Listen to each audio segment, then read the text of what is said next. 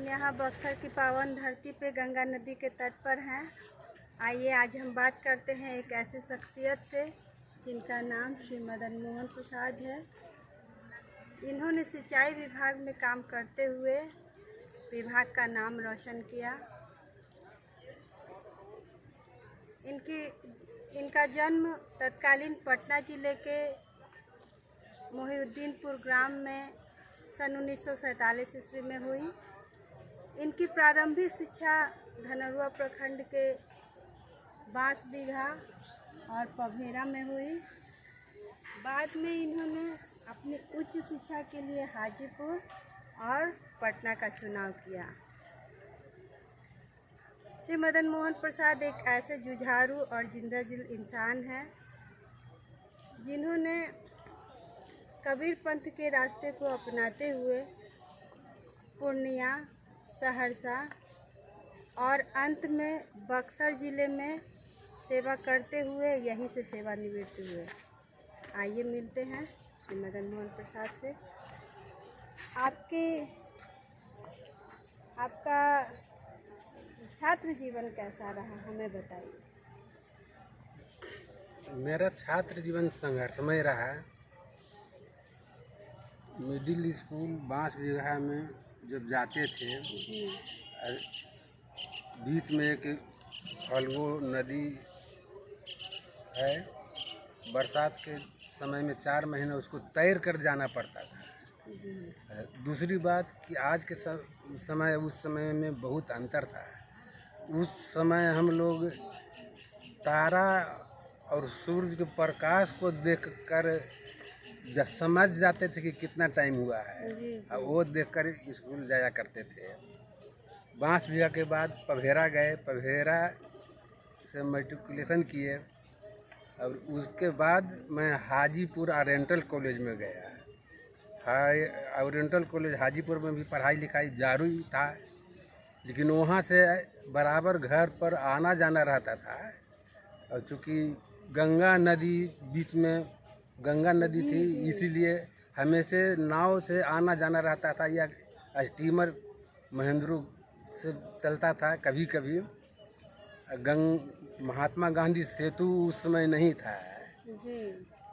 खासकर आने जाने में जो प्रभावित हम होते थे, इसी के चलते वहाँ से फिर चले आए पटना सिटी ओरिएंटल कॉलेज में एडमिशन लिए। आवागमन के साधन के चलते और यहीं से पढ़ाई अपना पूरा किए। अब छात्र जीवन से ही मेरी इच्छा थी कि मैं नौकरी में जाऊं। जी। तो मैंने सुना है कि आपकी इच्छा अनुसार आज आपके सभी बच्चे, चारों बच्चे पढ़ लिख कर अपने पैरों पर खड़े हैं। तो आप ये बताइए हमें कि स्त्री शिक्षा के बारे में आप क्या कहेंगे। हम तो कहना चाहेंगे कि आप मेरा अनुकरण कीजिए। मेरी पत्नी पढ़ी लिखी हुई नहीं थी। शादी करने के बाद हम नौकरी में जब आए हैं, उसमें पढ़ाना लिखाना शुरू किए, और एक पढ़ लिख शिक्षित हुई है। यहाँ उसका परिणाम है हमको मिला कि हम दोनों लड़की या दोनों बहुएं सभी एक अच्छे पद पर आज नौकरी कर रही है, अच्छा एजुकेशन प्राप्त कर रही है। तो हम तो चाहेंगे कि सभी को मतलब सर्वप्रथम नारी शिक्षा पर ध्यान देना चाहिए। जी जरूर। तो आप हमें ये बताइए कि प्रारंभ से लेकर अब तक आपका सेवा काल कैसा रहा। मेरा सेवा काल बहुत अच्छा रहा। जब मैं पूर्णिया गया, उसमें छात्र आंदोलन जारी था। उस पीरियड में हम सर्विस में गए हैं। सर्विस में जाने के बाद वहाँ रहा, वहाँ का रहन सहन देखा, लेकिन वहाँ सर्विस में जाने के बाद एक चीज़ मुझे महसूस हुआ कि हम जब सोचे कि वहाँ कोई अपना आदमी मिले मेरे संवर्ग का, लेकिन कोई नहीं वहाँ मिल पाया। इस संबंध में हम वहाँ के किसी जनप्रतिनिधि से मिले और उनसे हमें जानना चाहा कि आखिर इस ऑफिस का क्या यह हाल है। उसी पर उन्होंने विधानसभा में प्रश्न किया और उसके विधानसभा क्वेश्चन जो किया गया उसका परिणाम हुआ कि 3-4 बैच लगातार बहाली हुई और हमारे संवर्ग के लोग बहुत अधिक संख्या में आ गए। जी हमको बहुत खुशी हुई, मेरा प्रयास सफल रहा। जी संजोग ऐसा रहा कि उसी के कारण मेरा स्थानांतरण भी वहाँ से सहरसा कर दिया गया। जी लेकिन संजोग था कि वहाँ पर मेरा प्रथम पुत्र मनोज कुमार, डॉक्टर मनोज का जन्म भी वहीं पर हुआ था और जन्म होने के तत्पश्चात मेरा स्थानांतरण हुआ तो मुझे बहुत खुशी हुई कि एक बच्ची घर से लेकर आई थी और दूसरे यहाँ बच्चा मतलब मेरे गोदी में है और बच्चा को लिया कर हम वहाँ सहरसा चले गए।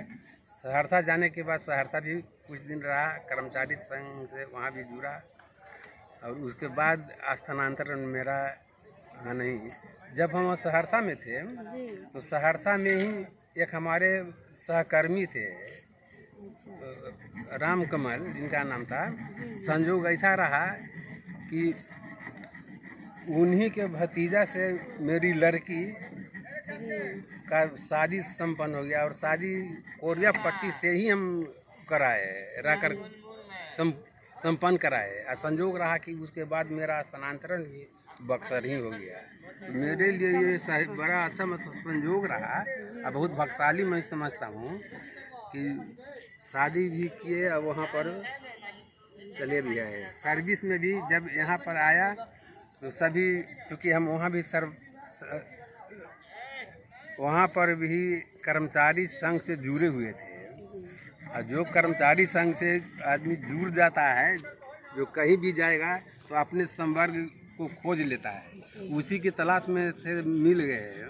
तो मैंने ये सुना है कि आपको मान्यवर कांसी राम जी ने वाम सेव का जिला अध्यक्ष चुना था और साथ ही आप कर्मचारी संघ से भी जुड़े रहे। एकदम तो सही बात है, तो क्योंकि कर्मचारी संघ से जुड़ा हुआ था, कर्मचारी संघ से जुड़ा हुआ था और उनके द्वारा भी वाम सेव का अध्यक्ष बना दिया गया। जी जी तो बहुत खुशी हुई कि तो उसके पहले ही से कर्मचारी संघ से जुड़े हुए हैं और कर्मचारियों के बीच में ही जाना था, उनको समझाना था, अपनी बात को उनके नज़दीक रखना था और वाम सेव जिला अध्यक्ष के नाते उन कर्मचारियों से संपर्क किया है और बहुत अच्छी तरह से मतलब सफलता भी मिली। संजोग ऐसा रहा कि उसी दरमियान संजोग से मेरे दामाद भी संतोष कुमार निराला जो थे वो राजनीति में आ चुके थे और बहुत अच्छा रहा कि आज माननीय नीतीश कुमार की सरकार में मंत्री हैं। जी जी बहुत अपने को भाग्यशाली महसूस करता हूँ कि बक्सर गंगा की। हाँ, तो आप हमें ये बताइए कि आपके छात्र जीवन के समय की राजनीति और आज की राजनीति में आप क्या अंतर पाते हैं? मेरे छात्र समय की राजनीति और आज की राजनीति में बहुत अंतर बुझाता है, लेकिन उस समय कांग्रेस की सत्ता थी, आज भाजपा की सत्ता है, कोई खास अति नहीं है। लेकिन अंतर ये है कि जितना विकास अभी हुआ है इतना विकास उस समय नहीं हुआ था। समय का यह था, यहाँ तक कि उस समय नहीं टेलीविज़न था, नहीं कुछ था।